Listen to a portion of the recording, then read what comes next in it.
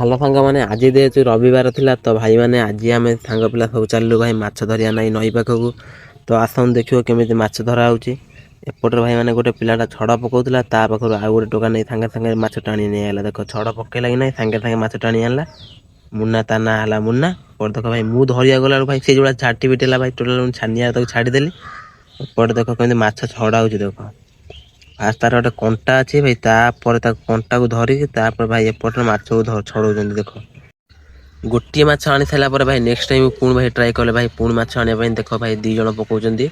ଦେଖ ଏପଟେ ଭାଇ 2 ଜଣ ପକାଉଛନ୍ତି ଭାଇ। ମାଛ ତ ଭାଇ ଗୋଟିଏ ଆସିଲା ପରେ ଭାଇ ତାପରେ ତ ଭାଇ ଆଉ ମାଛ ଆସିବାର ଭାଇ ନାଁ ଗନ୍ଧ ନାହିଁ। ମାଛ ତ ମାଛ ଭାଇ, ମାଛର ଏମ୍ ଲେଟର ବି ଭାଇ ଟୋଟାଲ ଆଉ ଆସୁନାହିଁ।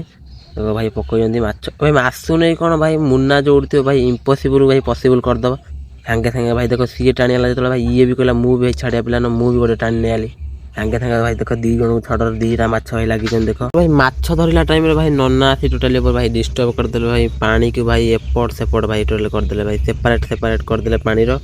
ଆଉ ଭାଇ ମାଛ ଆଉ ପଡ଼ିଲା ନା। ତ ଭାଇ ମନ ଦୁଃଖ କରିକି ଭାଇ ଘରକୁ ପୁଣି ଭାଇ ଫେରି ଚାଲିଲୁ।